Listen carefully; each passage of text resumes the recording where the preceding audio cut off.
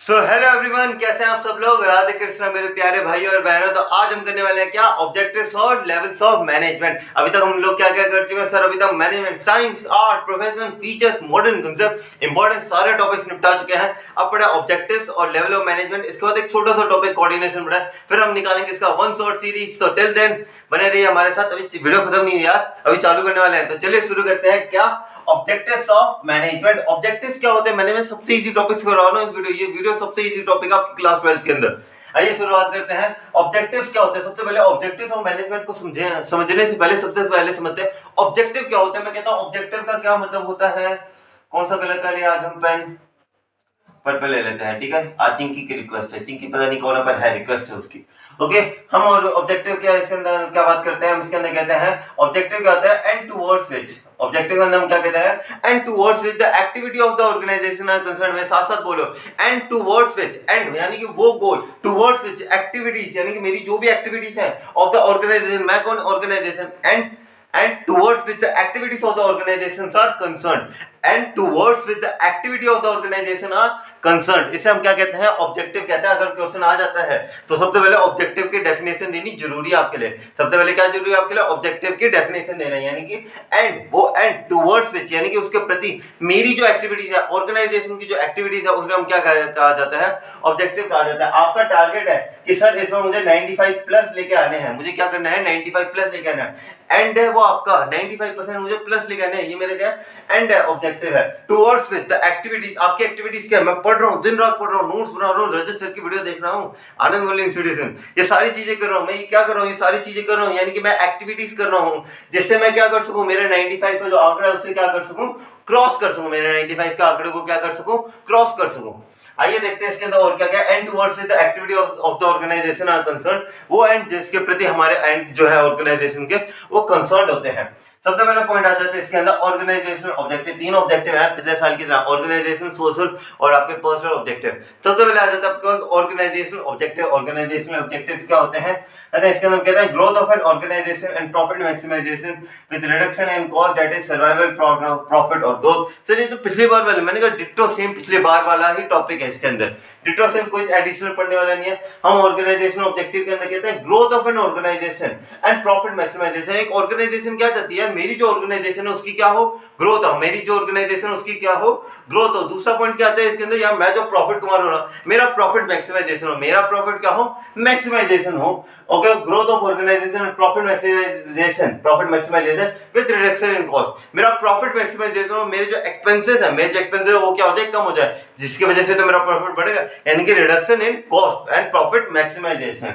और ये सारी चीजें किन तीन नामों से प्रॉफिट, किन तीन नामों से संभव है, वो है हमारे पास एसपीजे, यानी कि कौन है हमारे पास एसपीजे, यानी कि सर्वाइवल, प्रॉफिट और ग्रोथ।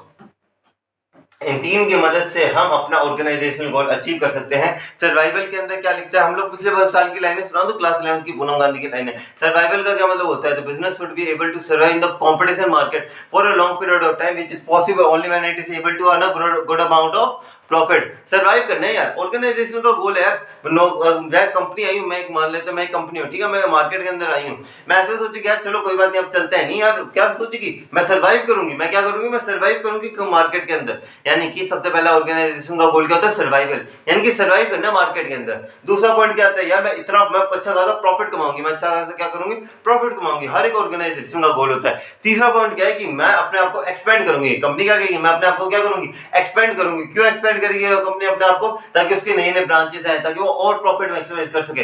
अब वो प्रॉफिट को अगर मैक्सिमाइज करना है, अगर उसे क्या करना है, प्रॉफिट को अगर मैक्सिमाइज करना है और अपने अलग अलग ब्रांचेस खोलने, तो उसके लिए उसे क्या करना पड़ेगा, हाई अमाउंट ऑफ प्रॉफिट्स लेने पड़ेंगे। सर ये क्या बात हुई, ग्रोथ के लिए हाई अमाउंट ऑफ प्रॉफिट? मैंने कहा हाँ, जब आप एक बहुत बड़े अमाउंट के अंदर प्रॉफिट करते हो, ठीक है, आप बहुत बड़े अमाउंट के अंदर प्रॉफिट करते हो, यानी कि आप उसका बहुत बड़ा अमाउंट जो है, उस प्रॉफिट का एक बड़ा पार्ट आप किसके अंदर यूज कर सकते हो, इन्वेस्टमेंट के अंदर यूज कर सकते हो, जिससे आप अपने ब्रांचेस को क्या कर सकते हो, बढ़ा सकते हो, जिससे आप अपनी ब्रांचेस को क्या कर सकते हो, बढ़ा सकते हो। ठीक है, तो वही बात इसके अंदर भी कही गई है कि growth of an organisation and profit maximisation with reduction in cost, जिसके अंदर सर्वाइवल आएगा। सर्वाइव करना है यार, प्रॉफिट आना चाहिए और ग्रोथ और एक्सपेंशन करना चाहिए, यानी कि अपने आप को एक्सपेंड करना चाहिए।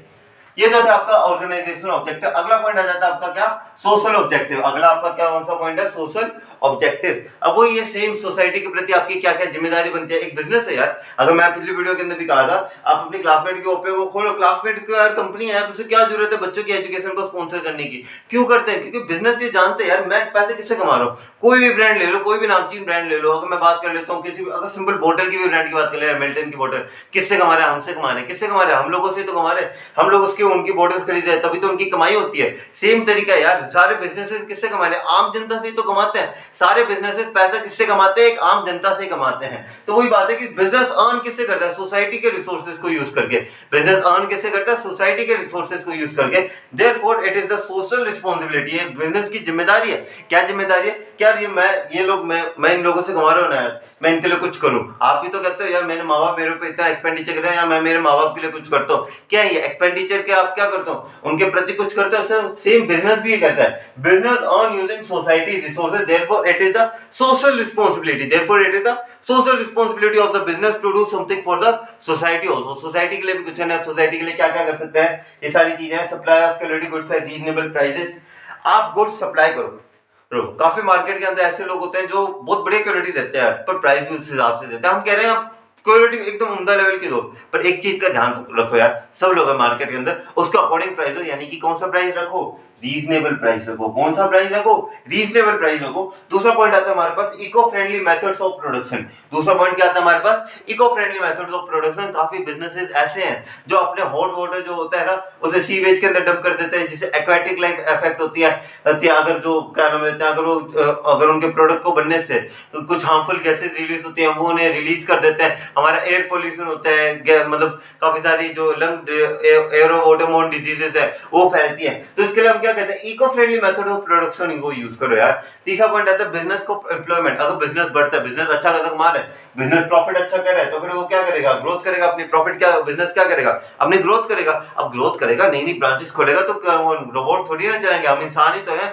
इंसानों को क्या देगा? एम्प्लॉयमेंट देगा, एम्प्लॉयमेंट अपॉर्चुनिटी देगा, यानी कि जनरेशन ऑफ एम्प्लॉयमेंट अपॉर्चुनिटीज। और लास्ट पॉइंट आ जाता है इसके अंदर organising health and education programmes. क्या ऑर्गेनाइज करेगा? हेल्थ और एजुकेशन के लिए प्रोग्राम्स अवेयर करेगा, ताकि जो बैकवर्ड एरिया है या जिन लोगों को अवेयरनेस नहीं है किसके बारे में, हेल्थ और एजुकेशन की इंपॉर्टेंस के बारे में, उन सारी चीजों को जान सके। तो ये सारी चीजें हैं जो सोशल ऑब्जेक्टिव्स के अंदर आती है, यानी कि बिजनेस सोशली अपने लोगों के लिए क्या क्या करता है। अगला पॉइंट आ जाता है हमारे पास पर्सनल ऑब्जेक्टिव। अगला गोल क्या आ जाता है हमारे पास? पर्सनल ऑब्जेक्टिव आ जाता है। पर्सनल ऑब्जेक्टिव किससे रिलेटेड है? अभी गेस करो। वो कहता है, जैसे यूट्यूबर्स कहते हैं, कमेंट के अंदर लिखो, ठीक है। मैं भी एक यूट्यूबर हूँ, भूल जाता हूँ मैं काफी बारी। मैं भी एक यूट्यूबर बन चुका हूँ। 370 सब्सक्राइबर है मेरी, जिम्मेदारी का काम।